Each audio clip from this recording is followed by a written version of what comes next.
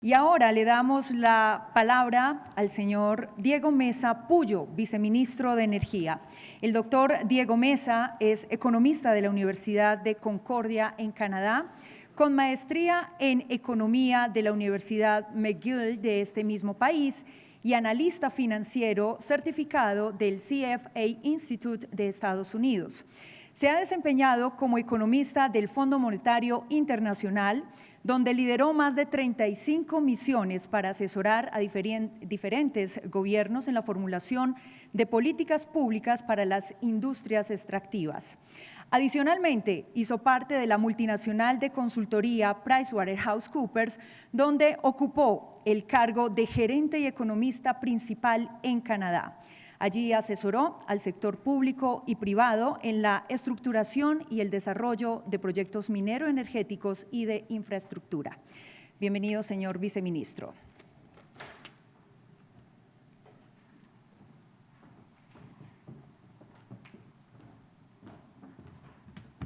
Gracias. Bueno, muy buenos días a todos. Un agradecimiento especial a ANDEC por la invitación a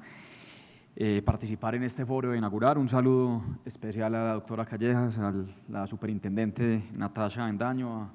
doctor Castañeda, al representante Héctor Ángel, que luego aquí presente en el auditorio, al exministro Mejía, al exviceministro Maguasca, en general a todos los asistentes. Yo traje aquí una presentación sobre la transformación energética que incluye todas las políticas que estamos liderando, que algunos de ustedes seguramente ya han visto en otras presentaciones,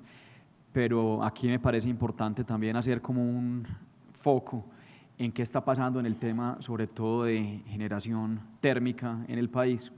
hacia dónde nos movemos, contarles un poco más de cómo está avanzando la subasta de renovables no convencionales, también hablar un poco de los recientes acontecimientos con respecto al tema de yacimientos no convencionales, pues estos son una fuente importante de seguridad energética para el país, sobre todo en materia de gas.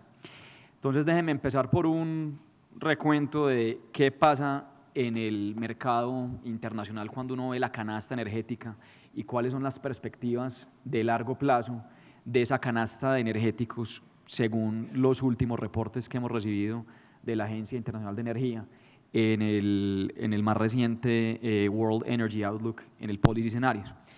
Aquí lo que vemos es que la matriz se va moviendo en un sentido en donde el incremento porcentual de la canasta de energéticos se ve incrementado por dos fuentes principales. Una, gas natural, que va ganando mercado de aquí a 2040, y las energías renovables no convencionales. Y esto, digamos que le va quitando un poco de mercado, en particular a los energéticos como el petróleo y el carbón. Cuando nos enfocamos en las fuentes de generación eléctrica en particular, también salen a resaltar estos dos energéticos con un crecimiento significativo. En este momento, digamos, a nivel mundial, la principal fuente de generación sigue siendo el carbón, pero vemos cómo en los próximos 20 años hay un crecimiento exponencial de energías renovables no convencionales y un crecimiento bastante importante también del gas natural, que crece aproximadamente un 62%. Y lo otro que es importante destacar en esta gráfica es que casi todos los energéticos para generación eléctrica siguen creciendo, salvo con la excepción del petróleo. Se mantiene el carbón, hay un crecimiento moderado del asidro, hay un crecimiento muy moderado de las fuentes nucleares. Y aquí digamos que alguna gente cuando habla de la transición también empieza a hablar que la transición es más un proceso de adición que de transición, porque seguimos consumiendo los mismos energéticos, pero digamos que el gran crecimiento para cubrir la mayor demanda sí se ve que va a venir de las renovables no convencionales y del gas natural. Adicionalmente, sí hay una transformación, una revolución en temas tecnológicos y de digitalización que van transformando toda la cadena del suministro de energía eléctrica. Y aquí salen obviamente unos desafíos importantes para el tema de transmisión por la intermitencia que presentan las energías renovables, que también, digamos, le dan un empuje importante a todo el tema de autogeneración, salen la figura de agregadores, los prosumidores. Entonces aquí sí vemos que hay una transformación en el sector eléctrico, cada uno de los eslabones de la cadena. Y eso nos presenta unos retos importantes en temas, uno, de flexibilidad del sistema y dos, de confiabilidad. Entonces aquí, con la transición, con la entrada de todas estas fuentes, hablamos de varias tendencias. Una que en muchos países la llaman las 3D, que es la descentralización, la digitalización y en muchos casos la decarbonización del sector, que digamos en el caso colombiano lo vemos más como esa D, la pensamos más bien en la demanda y no en descarbonizar el sector.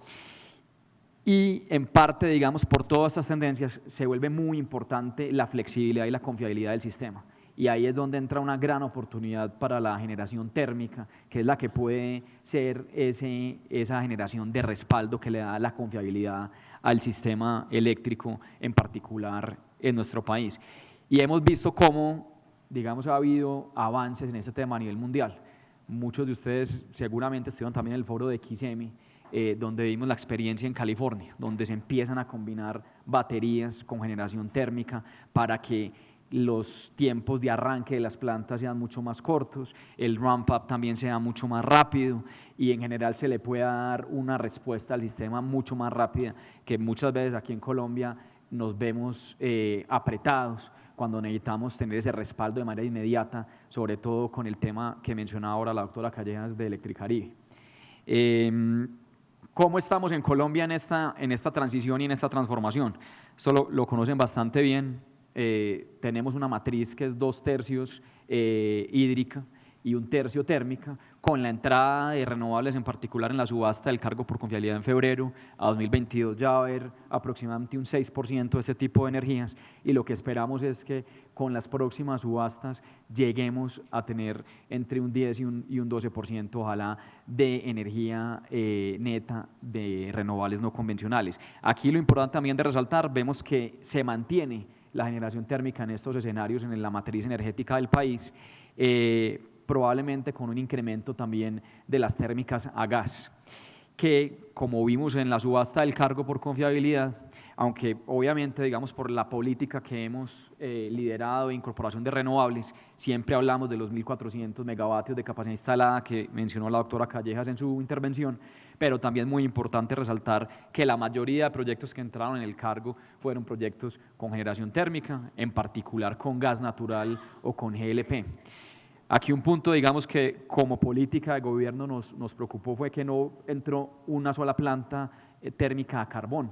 Y yo creo que eso reflejaba en parte dificultades en conseguir financiamiento para este tipo de plantas, sobre todo grandes proyectos que requieren financiamiento internacional. Pero vemos que las empresas se han movido. El caso particular, por ejemplo, de la Luna, fueron con el presidente en el viaje de Estado a China, firmaron un memorando de entendimiento con 2 empresas importantes chinas y probablemente van a conseguir la financiación para sacar ese proyecto adelante, lo cual a nosotros nos da tranquilidad porque en esta política energética que tenemos, que es de portafolio, pues creemos que tenemos que aprovechar todos los recursos que tenemos disponibles, sobre todo si ahora hay tecnologías ultracríticas que nos pueden asegurar que la generación a carbón también tenga unas menores emisiones de CO2. Mirando hacia adelante, ya llevamos un año de gobierno, entonces también digamos que hay que hacer como una actualización de qué vemos en el corto, en el mediano, en el largo plazo, qué hemos alcanzado. Aquí me parece importante hacer una pausa para también hablar de resultados. Entonces, digamos, lo que hemos visto con estos proyectos que entraron por el cargo, con la reactivación que hemos tenido en el sector petrolero, lo que hemos visto es que las políticas que hemos impulsado desde el Ministerio y desde el Gobierno Nacional han dado frutos. ¿Y qué políticas se han implementado? Cuando llegamos en agosto del año pasado, nos dimos cuenta que había que reactivar la inversión en el sector y en el país. En particular, pasamos la ley de financiamiento en 2018 que tenía un enfoque en industrias intensivas en el uso de capital como son la industria petrolera, la industria energética y la industria minera. Varios temas importantes hay que resaltar: la reducción gradual del impuesto a la renta corporativa de 33 a 30%, y uno muy importante que vimos que era una talanquera para la inversión, hacer que las adquisiciones de bienes fijos de capital que pagaban IVA, ese IVA fuera 100% descontable contra el impuesto a la renta corporativa. O sea que eliminamos el IVA en toda la adquisición de bienes de capital, lo cual vemos que ha dinamizado la inversión extranjera directa. Vimos las cifras de inversión extranjera directa la semana pasada para el primer semestre de 2019,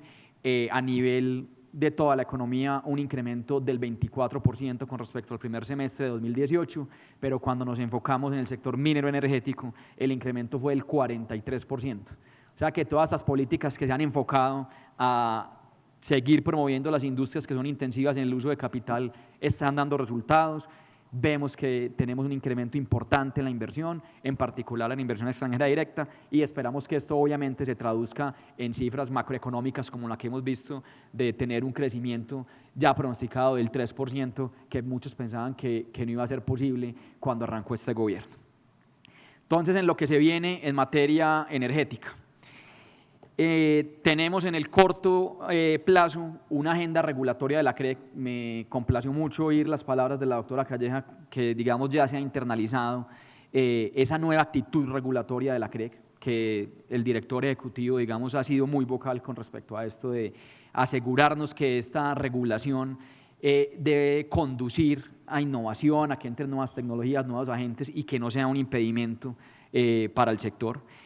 Tenemos todo el tema de planeación de subastas de contratos de largo plazo, que se refirió también la doctora Callejas. Ahí no me puedo quedar sin hacer alguna mención con respecto al artículo 96 del Plan Nacional de Desarrollo, que creemos que ahora en esa subasta, con el interés que se ha despertado, ese mecanismo complementario, esperamos que no se active, pero ahí lo importante de resaltar es en estas industrias donde hay unas barreras naturales a la entrada de nuevos agentes. Nosotros creemos que la política pública sí puede jugar un rol habilitador para que entren nuevas tecnologías. Estas tecnologías en donde el retorno de la adopción de estas nuevas tecnologías probablemente trae retornos crecientes, muchas veces no se da y no se da en otros países por las barreras de entrada. Así veamos los beneficios y los beneficios sean evidentes para los hacedores de política pública. Y creo que eso fue un ejemplo que nos quedó muy claro en la subasta de febrero. A mí personalmente me frustró muchísimo ver que por los temas de criterios de competencia la subasta no fue exitosa, cuando vimos que los precios ofertados eran mucho más competitivos que el promedio de los precios que había en contratos bilaterales y en la bolsa. Obviamente los precios eran confidenciales, pero pues yo les puedo asegurar que eran varios puntos porcentuales por debajo de lo que estaba transando. Entonces, con esa frustración, digamos, que en parte, pues dijimos, aquí hay un tema de competitividad del sector que se puede beneficiar de adoptar esas nuevas tecnologías, y creemos que ahí es donde la política pública sí puede entrar y dar un empujoncito para que entren las nuevas tecnologías y obviamente después retirarse y que siga la libre competencia como ocurre en el mercado colombiano. Y en temas de mediano y largo plazo, pues tenemos la misión de transformación energética, una estrategia de movilidad sostenible, que ahora vamos a referir a ella, y transversal a esto, en el corto, en el mediano y en el largo plazo, pues tenemos todo el tema de acceso, no solamente en el tema de energía eléctrica, sino también en el gas natural para cocción. De la agenda regulatoria, rápidamente me parece que es importante destacar el trabajo que está haciendo la CREG en el despacho vinculante intradiario, todo el tema de servicios complementarios, ahora obviamente con la entrada de renovables no convencionales. Hay una política general, no solamente en energía eléctrica, pero en todos los energéticos, de promover una formación eficiente de precios. Eso lo hemos visto también con los artículos del plan de desarrollo en el tema de combustibles líquidos. Tenemos las reglas de comportamiento de mercado, que creemos que también es un instrumento bastante importante para que haya más transparencia y más eficiencia de formación de precios, que obviamente ahí la superintendencia va a jugar un papel muy importante en asegurar que estas reglas se cumplan. Y tenemos también un trabajo planeado en la agenda regulatoria de los próximos 2 años en temas de respuesta a la demanda, medición inteligente y almacenamiento, que, importante decirlo, somos el primer país en Latinoamérica que ya tienen firme la resolución de baterías, y además fue bastante bien recibida por el mercado, y eso nos complace que estemos avanzando en ese sentido. En la subasta de contratos de largo plazo, simplemente aquí para dar una especie de actualización, pues la UCME seguramente se va a estar pronunciando de manera oficial en los próximos días, pero el tema de las garantías bancarias, que se cerró el plazo en el día de ayer, nos dejó bastante tranquilos porque casi la totalidad de los comercializadores pusieron sus garantías bancarias. Ahí les adelanto que aproximadamente el 95% de la demanda del mercado regulado va a participar en la subasta. Entonces creemos que eso es un cambio fundamental con lo que vimos en la subasta de febrero, y ahora pues se viene el periodo para que pongan garantías los generadores, que estamos esperando más de 50 proyectos, aproximadamente el triple de proyectos en capacidad instalada y en energía que vinieron en febrero. Entonces ahí obviamente un optimismo cauteloso, pero vemos que hay bastante interés en la subasta. En el tema de la transformación, de la visión de la transformación energética, estamos avanzando bastante. Ya casi que estamos recibiendo los primeros borradores para socializar con los gremios y con los agentes de cada uno de los focos. Después de esa socialización vendrán ajustes. Tenemos obviamente unos peer reviewers que van a mirar los textos, y la idea es poder tener unos documentos finales con una hoja de ruta y un cronograma claro de acciones en política pública en tema regulatorio para diciembre de este año. En el tema de movilidad sostenible, importante ahí hablar de la estrategia nacional que tenemos en esta materia, en donde se combinan vehículos eléctricos también con vehículos a gas natural. Hemos introducido una serie de políticas públicas con incentivos tributarios para poder dinamizar este sector. En particular en el tema de vehículos eléctricos, pues se pasó la ley de movilidad eléctrica, de la cual el presidente Duque fue autor cuando oficiaba como senador de la República, y ahí tenemos, por ejemplo, un IVA diferencial del 5%, 0% de aranceles, 0% de impuesto al consumo, y adicionalmente otros beneficios como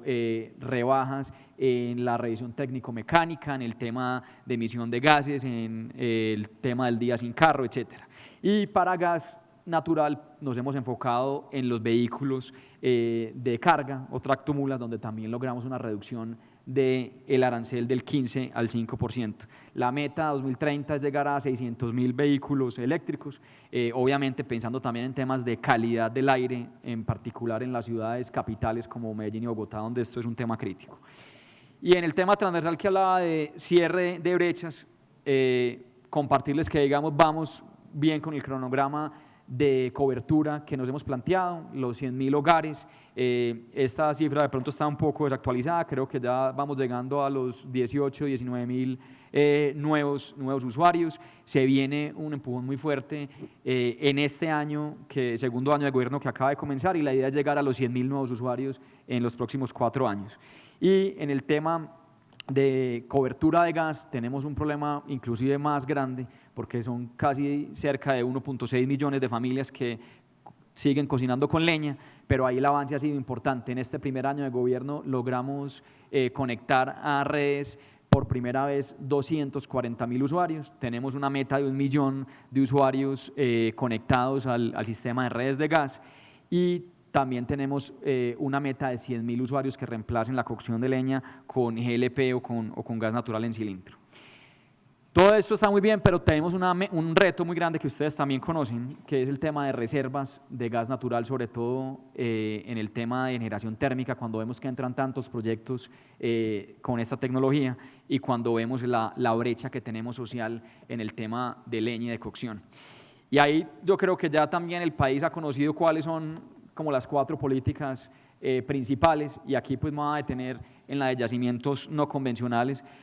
porque los resultados de las otras políticas también han sido evidentes. La firma de contratos, cuando llegamos no se había firmado un solo contrato en los últimos 5 años de exploración y producción, ya hemos firmado 16 contratos, 6 de estos, en las cuencas costa afuera del mar Atlántico colombiano, con inversiones cercanas a los $2 billones solamente en compromisos de exploración, pero el gran punto de quiebre, digamos el game changer, sí sería los yacimientos no convencionales. Y ahí importante destacar el pronunciamiento del Consejo de Estado de la semana pasada, donde aclaró, cuál fue el resultado del debate que tuvieron interno con respecto a la ponencia favorable de levantar las medidas cautelares para que se pudieran desarrollar este tipo de yacimientos. Y lo que vimos en el comunicado del martes de la semana pasada, aunque la providencia todavía no la han publicado en su totalidad, es que el Consejo de Estado fue muy específico y muy explícito en decir que esa suspensión que decidieron mantener mientras cursa la demanda de fondo no cobija los proyectos pilotos de investigación integral. Inclusive hicieron referencia puntual al capítulo de la Comisión de Expertos, que es el capítulo 14, donde se habla de este tipo de proyectos pilotos. De manera que para el Gobierno Nacional esto fue una noticia bastante buena. Estamos esperando leer el auto completo para entender desde el punto de vista jurídico exactamente qué dice el Consejo de Estado, pero en el entendido de que los proyectos pilotos pueden avanzar, pues lo que el Gobierno Nacional está haciendo de manera articulada, porque esto es un trabajo con el Ministerio de Ambiente, con la ANLA, con la NH, con el Presidencia de la República, la Alta Consejería para Transparencia, con el Ministerio de Salud, con el Ministerio del Interior, es tener listos los protocolos y todo el camino, digamos, jurídico y contractual que hay que modificar para que estos proyectos pilotos puedan empezar lo más rápido posible. Entonces, mientras esperamos el auto del Consejo de Estado, hemos avanzado bastante. Creemos que tenemos una hoja de ruta en donde el compromiso del gobierno es que estos proyectos pilotos se hagan en este gobierno y se puedan evaluar los resultados en este gobierno para poder tener información clara y tomar una decisión de cara a que esta actividad se haga de manera comercial. Con eso termino y reitero el desafío que tenemos aquí en el país en materia eléctrica, que es continuar electrificando la economía de una manera sostenible, confiable y eficiente. Muchas gracias.